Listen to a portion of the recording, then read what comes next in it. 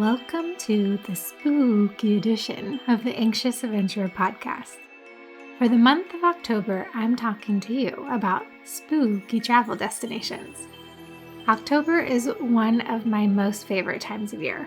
I love Halloween and anything paranormal. During this time, you can find me watching scary movies, Halloween Wars on the Food Network, and those cheesy but oh so good haunting shows. I'm a sucker for it all.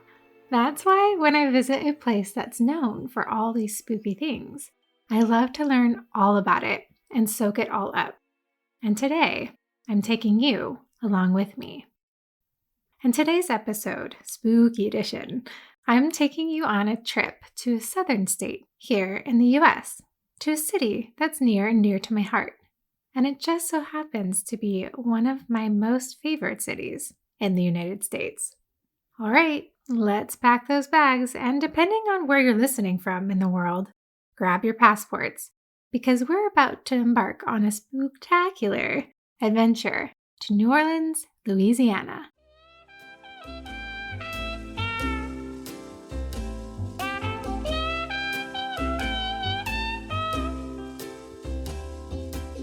I want to welcome you to New Orleans, Louisiana, also known as the Big Easy or NOLA. Are you ready for some city facts? Let's get to know this vibrant and spooky city. New Orleans is located along the Mississippi River in the southeastern part of Louisiana.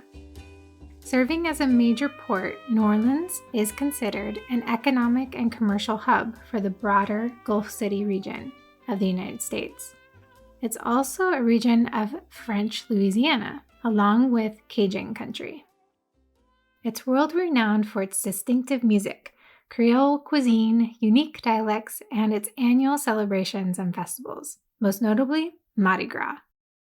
The historic heart of the city is called the French Quarter, known for its French and Spanish Creole architecture and vibrant nightlife. The city has been described as the most unique in the United States, in large part due to its cross-cultural and multilingual heritage. New Orleans was founded in 1718 by French colonists, and it was once the territorial capital of French Louisiana before becoming part of the United States in the Louisiana Purchase of 1803. New Orleans is world famous for its cuisine. When you think of New Orleans food, it's combined with local Creole, hot Creole, and New Orleans French cuisines.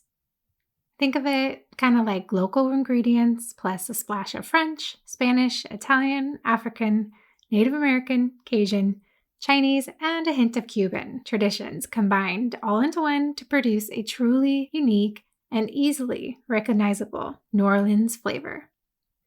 Specialties include beignets, my personal favorite, served with café au lait, which is a coffee drink made with a blend of coffee and chicory rather than only coffee. The po' boy and muffaletta sandwiches, Gulf oysters on the half shell, fried oysters, boiled crawfish, as well as other yummy seafood dishes. Etouffee, jambalaya, gumbo, and other Creole dishes are also amongst the top savory dishes the city has to offer, along with the Monday night favorite, red beans and rice.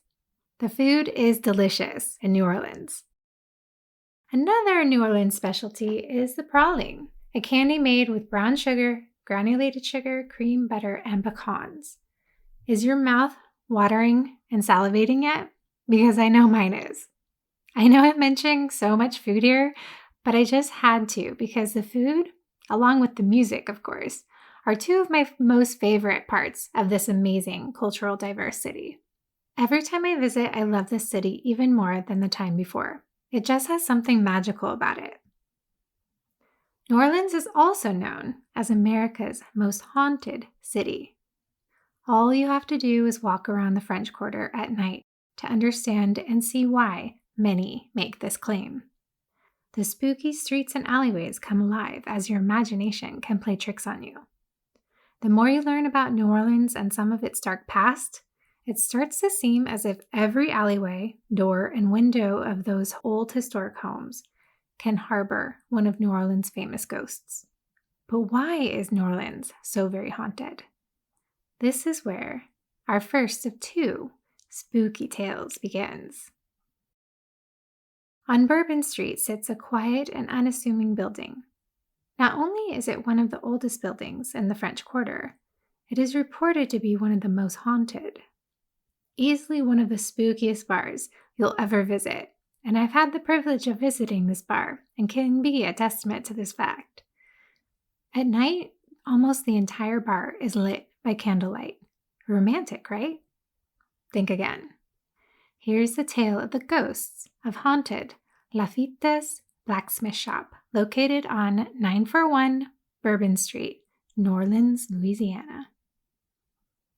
Is the ghost of Lafitte's that of Jean Lafitte, as rumored, or is there something else lurking in the shadows at Lafitte's Blacksmith Shop? Lafitte's Blacksmith Shop has a long haunted history. For years, there have been reports of ghosts, even what is possibly the ghost of Jean Lafitte himself, haunting this building, which is now a bar. Lafitte's Blacksmith Shop gets its name from Jean Lafitte, who was a pirate and privateer and who called New Orleans home in the early 1800s. Now, a pirate and a privateer were essentially the same thing, though pirates worked for themselves while privateers worked for a government. However, they both looted, robbed, and killed. One was just socially acceptable, while the other was not. Lafitte is believed to have been born either in France or the French colony of Saint-Domingue. By 1805, he operated a warehouse in New Orleans to help disperse the goods smuggled by his brother, Pierre Lafitte. After the United States government passed the Embargo Act of 1807, the Lafittes moved their operations to an island in Barataria Bay, Louisiana. By 1810, the Lafittes were conducting a successful smuggling operation and also started to engage in piracy. Lafitte became a local legend during the War of 1812 when he helped Andrew Jackson defend the city of New Orleans from capture at the hands of the British. Today, you'll see many landmarks and buildings with his name on them in New Orleans. However, when it comes to the ghosts and hauntings at Lafitte's, it's no surprise that the ghost most often associated with this building is the ghost of Jean Lafitte himself. He appears as a full-bodied apparition. Now, full-bodied apparitions are not as common as movies would make them out to be. Most of the time, ghosts are often seen as a mist or sometimes even a shadow person. A full-body apparition would appear no different to you than a living person, except in this case, our ghost is dressed in sailor's gear. It is said that the ghost of Jean Lafitte has never interacted with anyone. He actually has never said a word. He simply stands in the dark corners, staring at people until he's noticed, at which time his ghost disappears into the shadows. Now, this hasn't happened just one or two times. As the tale is told, it seems to be a fairly common occurrence at the blacksmith shop. He's always seen on the first floor, and most of the time near the fireplace that's inside. So if you're going to be in New Orleans for a night of fun, maybe you'll want to go and hang out for a chance encounter with Mr. Lafitte himself. The ghost tale doesn't end here though. No. On the second floor of Lafitte's blacksmith shop, there seems to be another ghost which calls the bar home. Nobody knows who this ghost is though.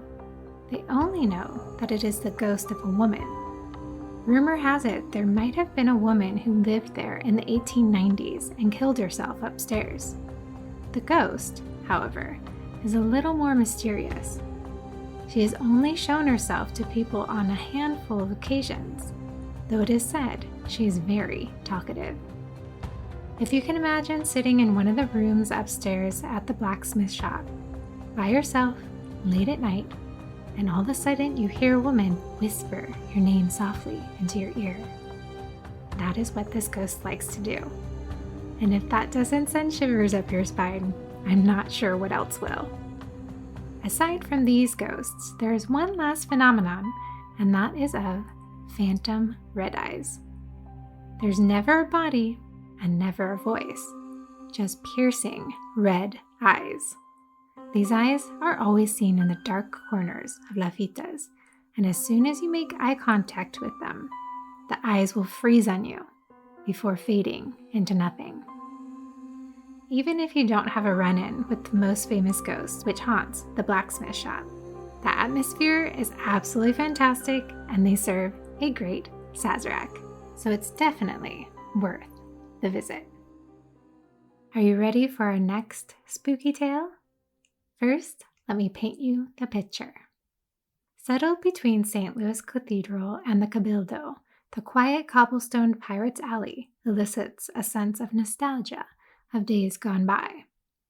The cobblestones are uneven, jagged in some areas while smooth in others, as cast iron lampposts bracket either side of the alleyway, including one in the middle, which marks the entrance to Cabildo Alley.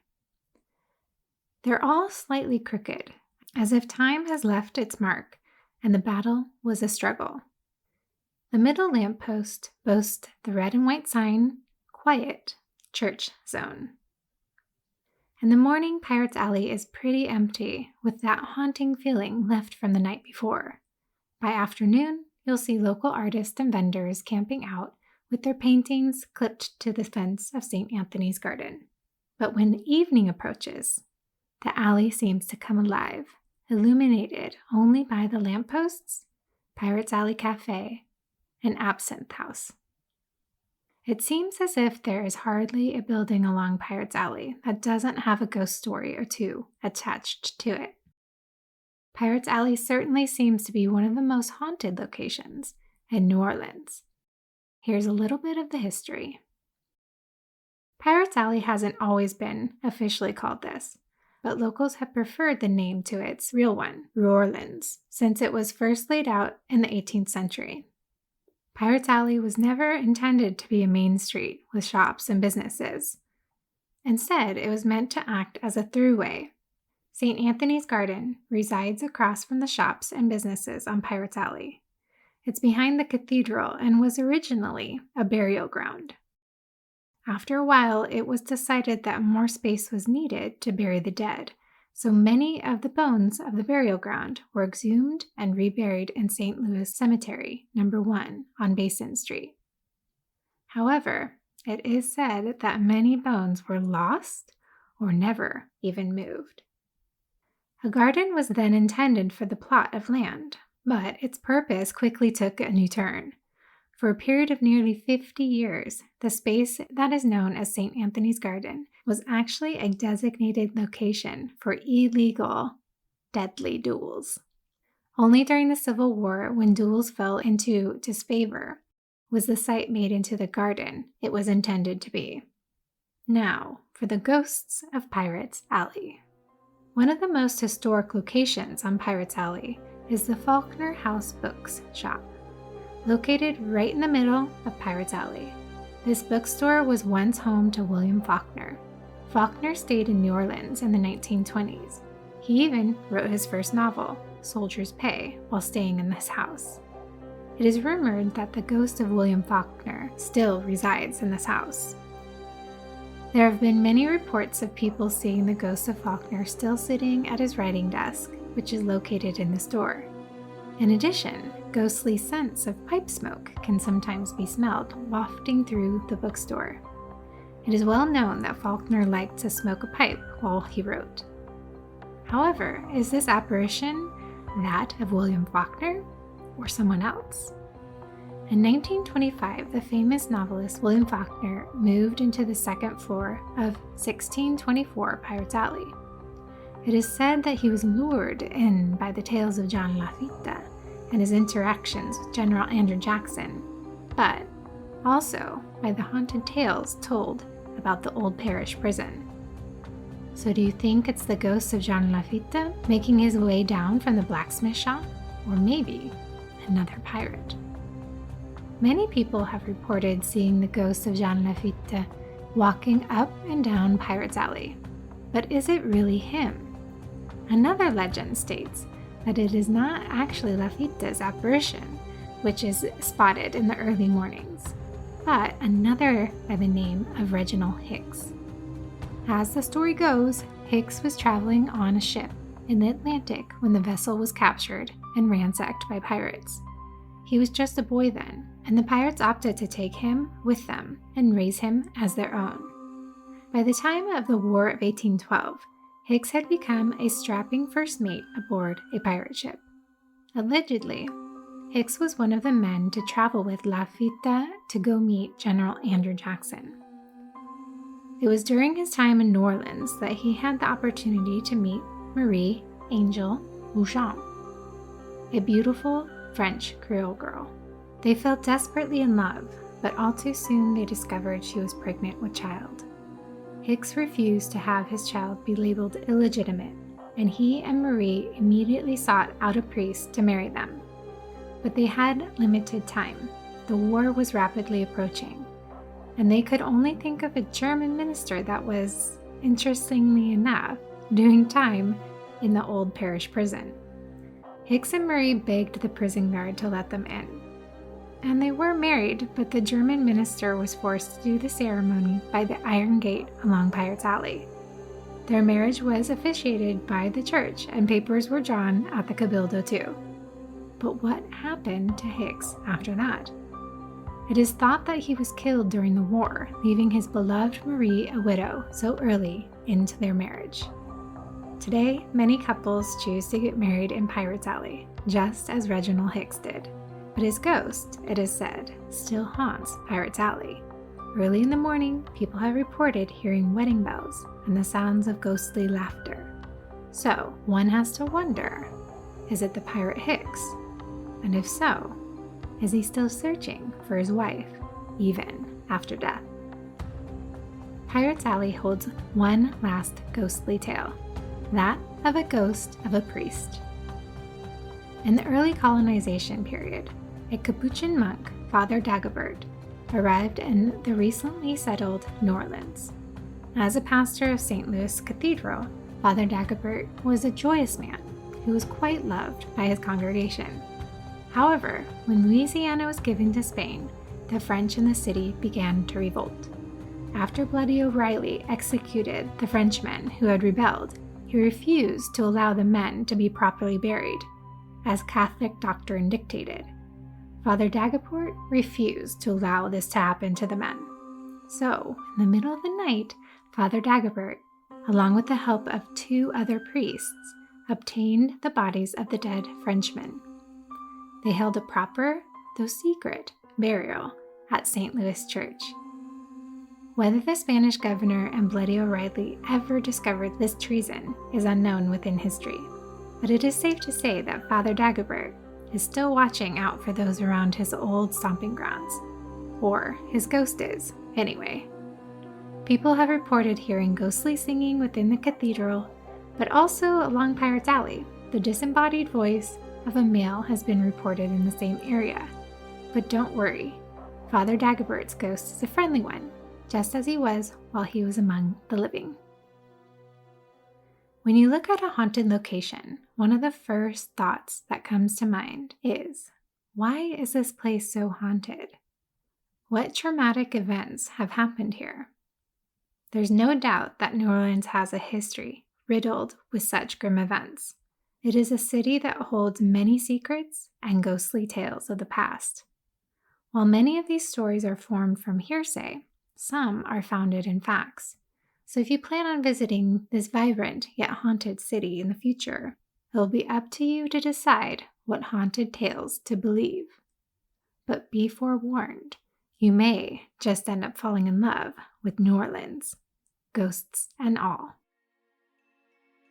Next time you're in New Orleans, I encourage you to check out one of the many ghost tours being offered at night. I've linked to one company, Ghost City Tours, in the show notes.